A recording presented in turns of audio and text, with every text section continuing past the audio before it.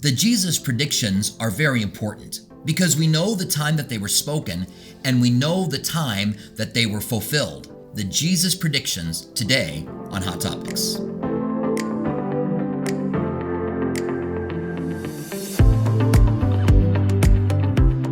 Hi, this is Robert Furrow. We're glad you found us. Consider subscribing and ringing the bell so you can get all of our new content.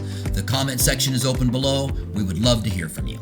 One of the things that a critic does about the prophecies and predictions in the Old Testament is that they can't believe that anybody could tell the future.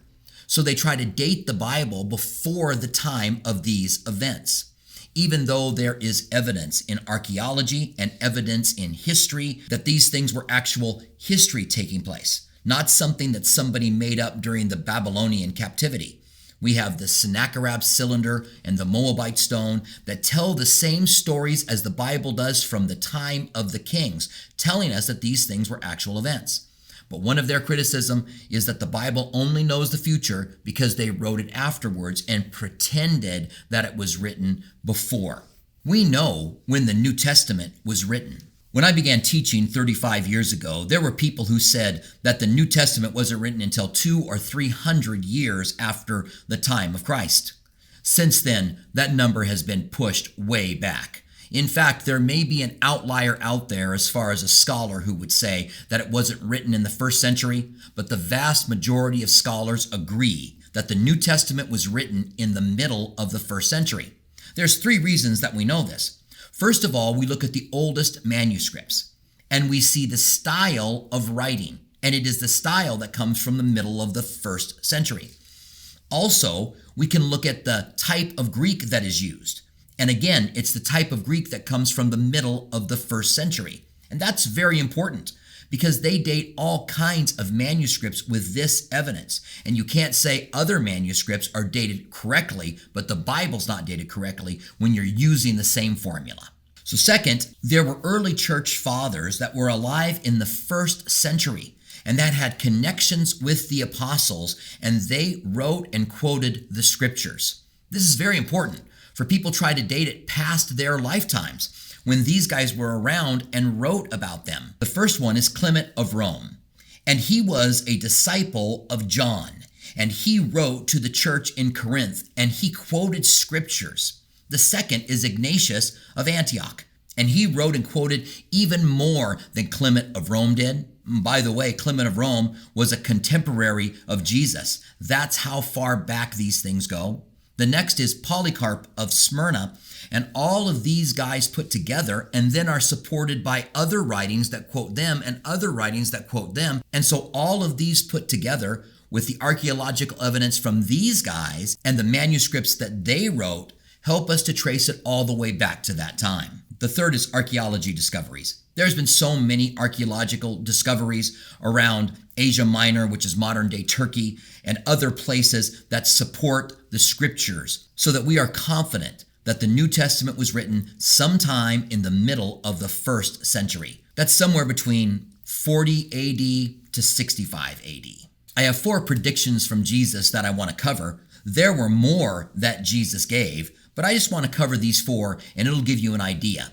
In fact, there really are dozens of them when you start going through the teachings of Jesus and seeing all the predictions that he made that have come true. And then there's dozens more that he makes that haven't come true yet about the end of the world. Number 1, he predicted the destruction of the temple. In Mark 13, verses 1 and 2, it says, "Then as he went out of the temple, one of his disciples said to him, 'Teacher, see what manner of stones and what buildings are here.'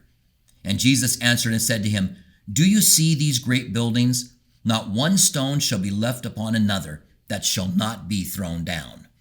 Now this was an amazing prediction because Herod the Great had built this temple and there were huge stones that had been quarried and moved over there. It's the kind of thing that we don't know how they did it, and they fit together absolutely perfect. It shows the incredible craftsmanship that they had in their day, and that's what they were impressed by. And Jesus said, "Not one of these stones will be laid upon another." In 70 AD, Titus broke into Jerusalem. His soldiers burned down the temple, and gold melted down between the rocks, and they pried them apart to get every last bit of gold. And by 125, other events had caused every stone to be pushed off of that Temple Mount. You can visit there today and walk by the stones that were up on the Temple Mount that Jesus predicted would no longer be up there. Fulfillment of prophecy. The second is that Jerusalem would be completely destroyed.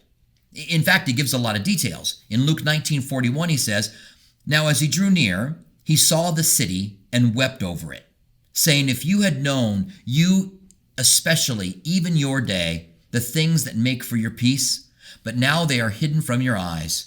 For days will come upon you when your enemy will build an embankment around you, surround you, and close in on every side, and level you and your children within to the ground. And they will not leave one stone upon another, because you did not know the day of your visitation." It's important for us to see that they should have known what the day of their visitation was. But Jesus gives some details. They're going to embark against you. In 66 AD, Titus set out to siege the city of Jerusalem. They completely surrounded it and cut it off. And it took them 4 years before they were able to take the city.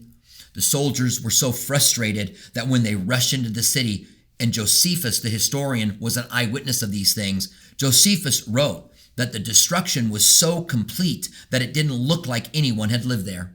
The same thing Jesus said when he said that not one stone would be left upon another. The third prediction Jesus gives is that the gospel would be preached around the world.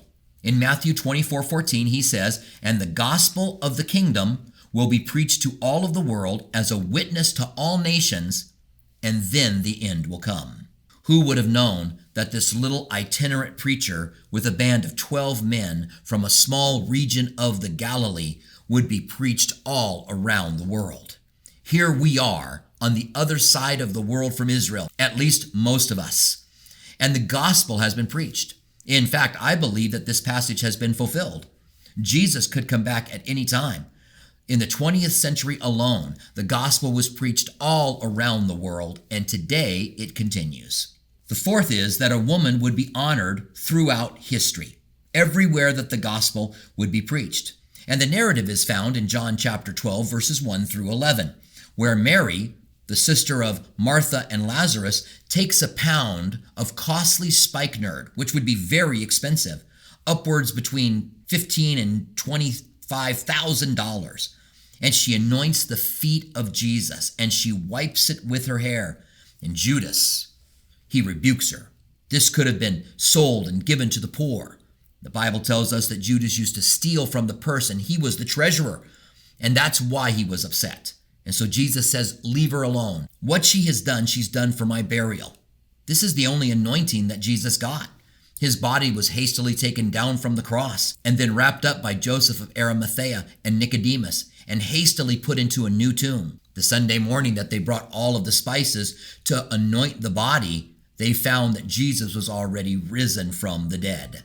And then Jesus said of Mary, "Assuredly I say to you, wherever the gospel is preached in the whole world, what this woman has done will also be told as a memorial for her." Every time you're sitting in a Bible study or watching a Bible study on Mary and you hear that, you become a part of that prediction that Jesus gave. These are just a few of the predictions that Jesus gave. What is clear is that he holds the future in his hands, for who can tell the future? And if your future isn't in his hands, then give it to him that he might work your future out as well. I hope this has been a blessing to you. If you like this video, click the like button. We'll see you next time. God bless you.